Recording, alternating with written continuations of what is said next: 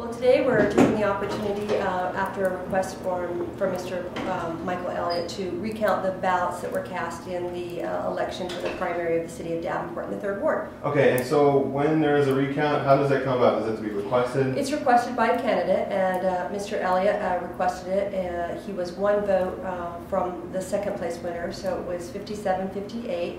And the process is that he gives that to us in writing and asks us to recount those ballots, and that's what we're doing today. Does there have to be like a certain means for recount, or can like any candidate just request one based on their opinion? Based on the percentages of the votes dependent between the elections between the candidates, a candidate can request. And it was one vote, so we're happy to facilitate that opportunity today. Right.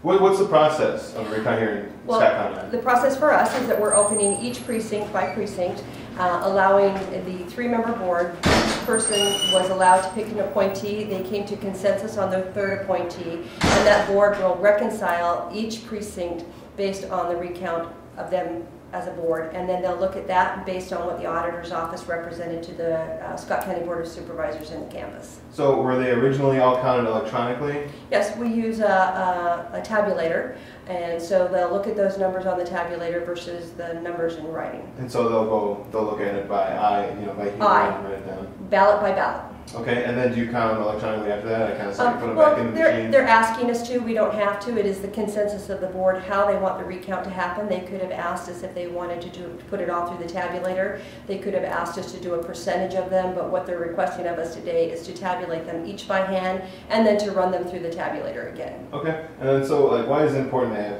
2 kinds of counts going on to get this right? It's just their preference. They're choosing to use that. It's their opportunity also to see and to show them how the machine works. I want to take the opportunity to introduce people that are in the room so everybody knows who's here participating today. Of course, my name is Roxanna Moritz, and I'm the Scott County Auditor. Representing the Auditor's office is Roland Caldwell, who just stepped out of the room and went upstairs to the office. He's my Operations Manager. And Richard Bauer, who is the election supervisor in the auditor's office. With us also we have the candidates who are representing the office in question, Mr. Michael Elliott and Mr. Paul Vasquez. And with them, they have their appointees who will be representing them in the recount. So also with this is Treasurer Bill Finley. Thanks, Bill, for showing.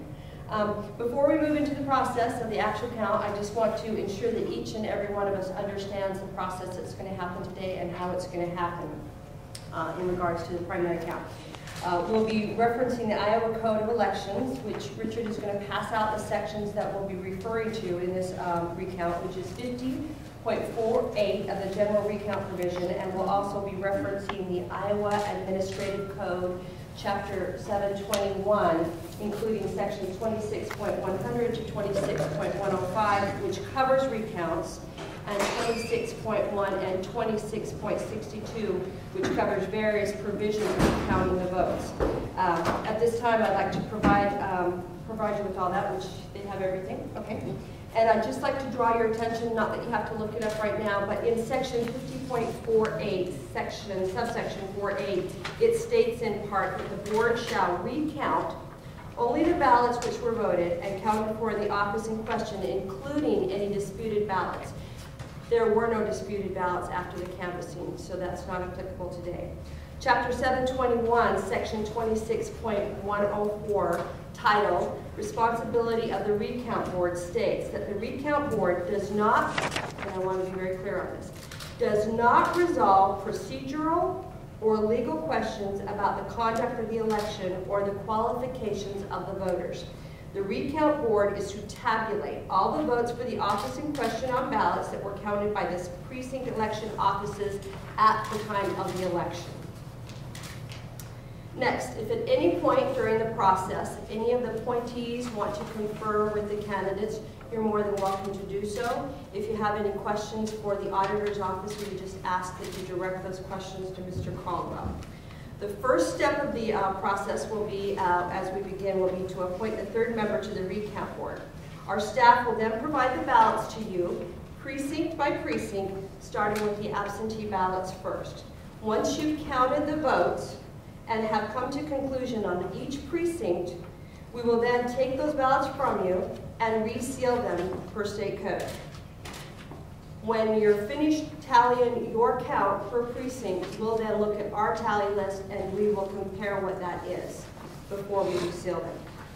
Upon conclusion of the recount, we will have all of the board members sign the document and bring that recount to a close. So we're going to do precinct by precinct, okay?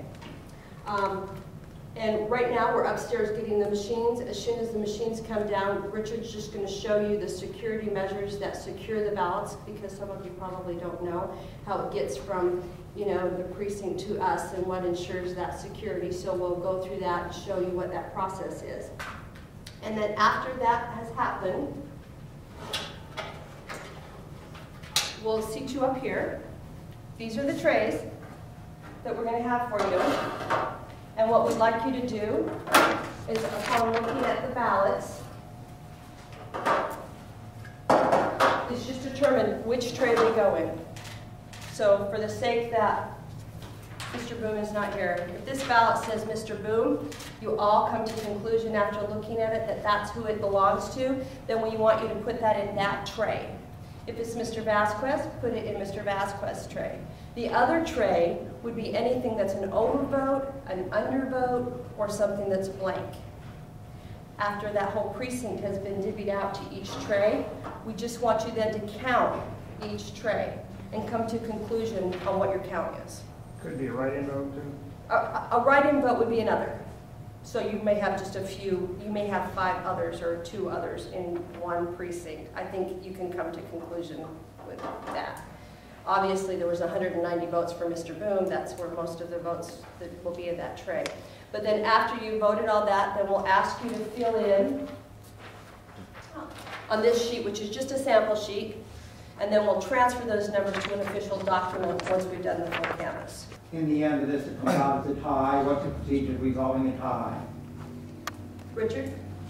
If it's a tie? If you guys conclude that it's a tie, then we need to present that to the Board of Supervisors tomorrow morning, because that is your findings. At that point, they'll approve that. Then the names will be put and drawn by lot. Which means thrown into a hat, a winner's picked. Yes. Okay.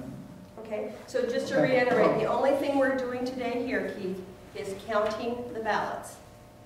So, my role as a third person in relation to a disagreement by either party here.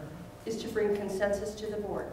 Yes, but you should still, you'll still look at each ballot and say, yes, that's that person, yes, that's that person. It would just be if, like, let's say you could come across a ballot that someone has an X through one and someone has an X through another one, or they really circled something, maybe the intent. Much like an absentee board would look at something in an absentee election and say, oh, well, this didn't get counted, but we can clearly see the intent of the vote.